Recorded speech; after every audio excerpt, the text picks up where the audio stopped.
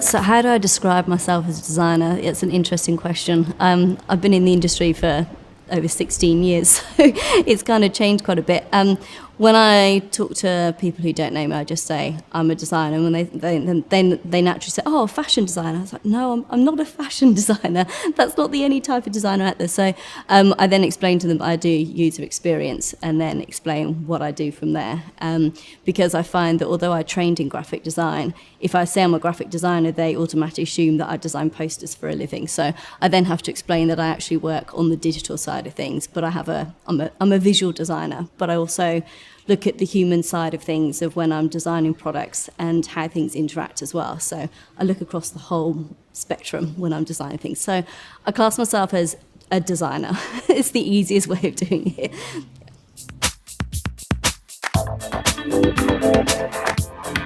Yeah, so the design process, I find it really interesting because especially now, a lot of people are talking about design thinking. Well, back when I was at university, you just went through a process that every designer out there goes through. You all go through the same thing. You have your brief, whether it's from the university or from your client. You then have to look at who you're actually designing this thing for, who you're solving the problem for.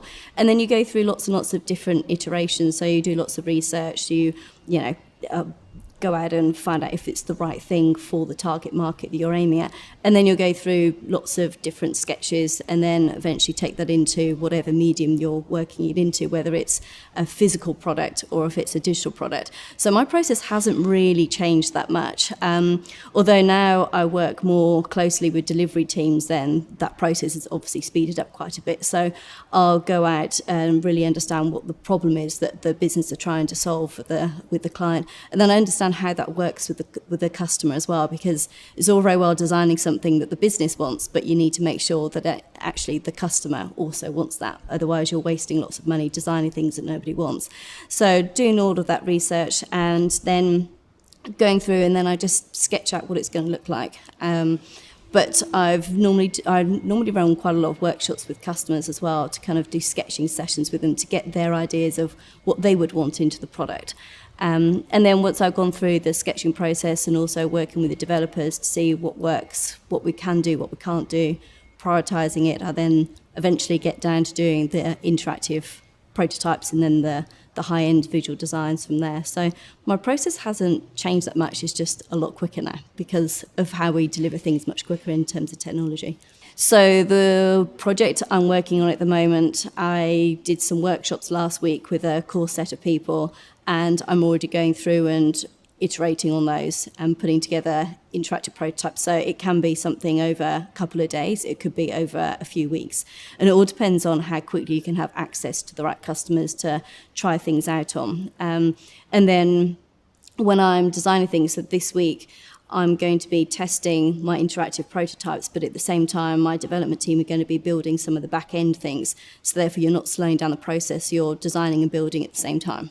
So we do, where I'm at the moment, we do what we call continuous delivery, continuous design. So I was working on a mobile app project a while ago, which is because you can't just design and build a mobile app, release it and then it's done. It's got to be constantly updated, new features added. You've got to allocate for new mobile devices coming in. So those projects will be continuous for years and years and years. So you'll have designers coming out. So I was on that one for a year. Where I'm at the moment, we spent, I think it's about 4 months working on the MVP, launched the MVP, and now we're into phase 2 because we're rebuilding an entire 20-year-old platform. So we're getting rid of the legacy platform and building a new one. So that will it's going to take 3 years for us to slowly kill off the old platform and replace it with a new one. But because you're doing it in iterations, you're actually releasing things really quickly. So now we've got the MVP out, we'll be releasing the next version in a few weeks' time, and it will just continue on from there. So you constantly do the design, getting the feedback from the customers, building it into the product and testing it. I like to because of my background coming from graphic design and also from running my own business, I've always had to work very closely with the clients and the customers and the people building it, but I'm used to working across the entire organisation.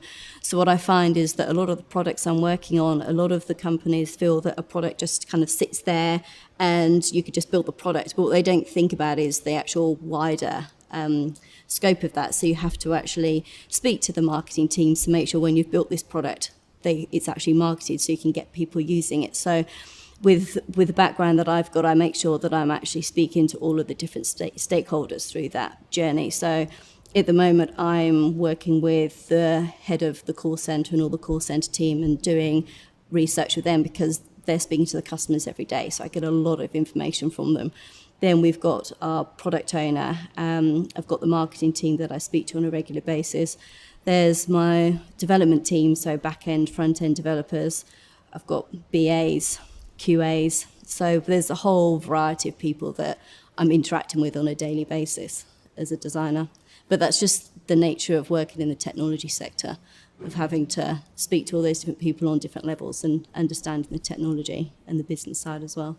Where I am at the moment, I'm the sole designer on that project, but because of the way we are in an organisation, we've got designers all over the place. We have once every 2 weeks we actually get together with all the designers and we call it a Chit Chat Tuesday, where we kind of share projects from across Australia of what we're working on.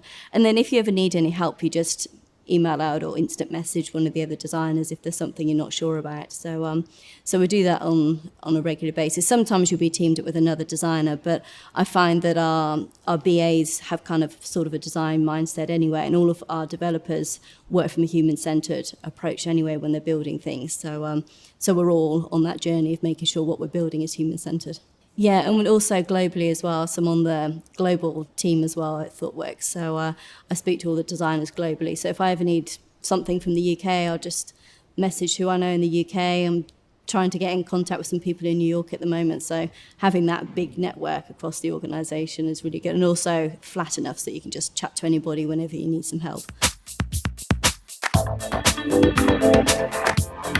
I'm old school, so I still like my pen and paper. So I will sketch things out on pen and paper to start off with. It's just the way I work. And then depending on which client I'm at, it'll either be Sketch or Photoshop. So I'm using Sketch more now than I used to, because it used to be more Photoshop. So I'll design it in Sketch, and then I'll when I'm doing the prototyping, I use InVision or whatever works for the client. So sometimes I've used pop-up and things like that to put together an interactive prototype.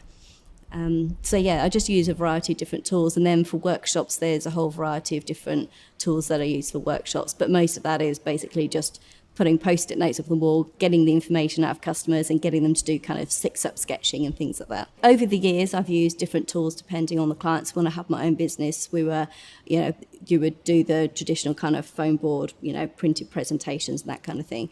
But where I am now, because we're on delivery teams, so you're then speaking directly with the product owner, then sometimes it's a case of me just sitting down and explaining a sketch to them. But if I'm selling something to a wider variety of stakeholders, then we find actually Google Slides is pretty good because it's so collaborative across the organisation. It's not the best in terms of visual design. There's a lot of things in there that I would like to change, but it gets the job done. And when you're working in a company like I'm at the moment, you have to use the tools that's relevant for the team and work. So I prefer to use some other tools like Keynote and things, because you can make things look a bit nicer. But if I'm talking at a conference, then I use Keynote because I can make my slides look nicer. But if it's something to a client and there's a whole group of people from different parts of the organisation collaborating, we find Google Slides works really well.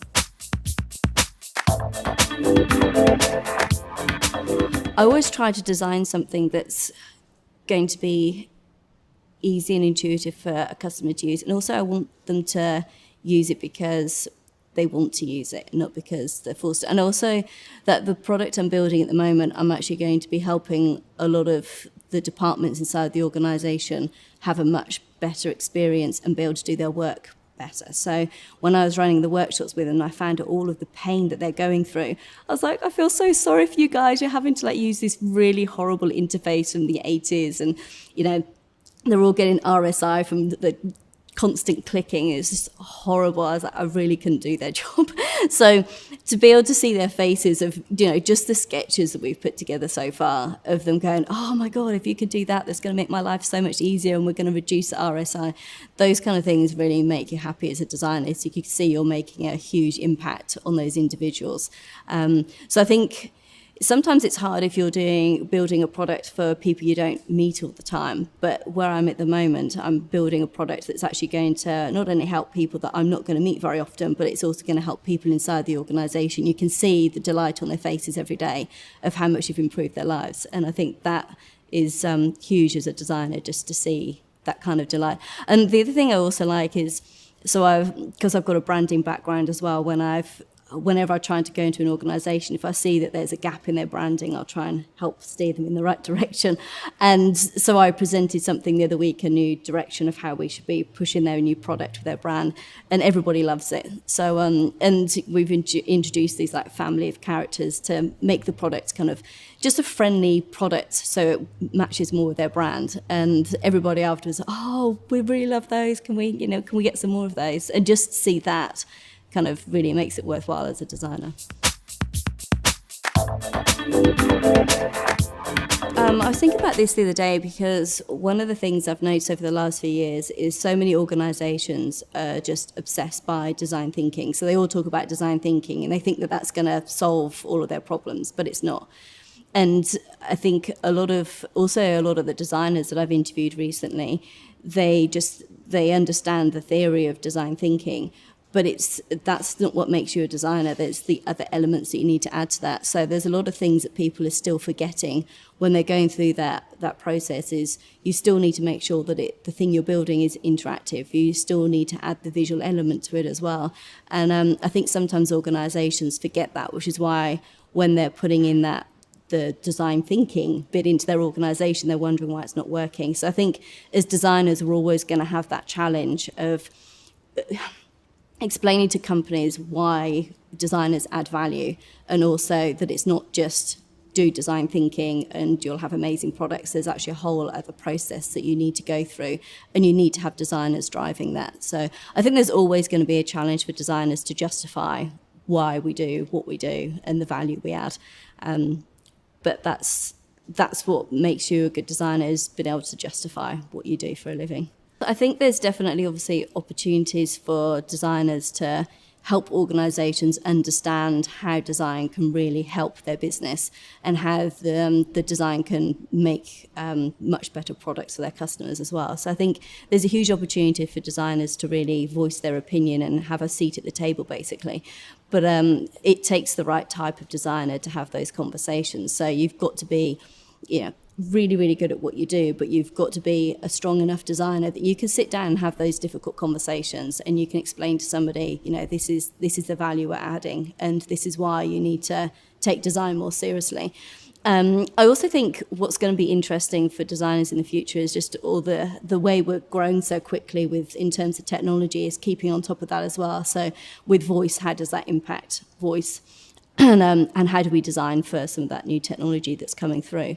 But I think the other thing is that you've also got to understand it as a designer. Yes, you want to work on all those new kind of cool things that are coming in, but a lot of organisations aren't that quick to respond to some of the new technology coming in. So you're still going to have to be working on legacy systems and bringing it up to date. So yes, you need to be thinking about the future of design, but you also then need to be working in the past and bringing those organisations that are a little bit slower along on the journey. Because not every organisation has millions to spend on new technology. I think you've just got to soak up every opportunity that comes at you. So for me, if I look back on my career, every time there was some type of opportunity, I would weigh up the pros and cons and then go for it, because you just don't know what door that's going to open. So when I had the opportunity of starting my own company, I was like, okay, I'll give myself a year to make or break it. It either works or it doesn't.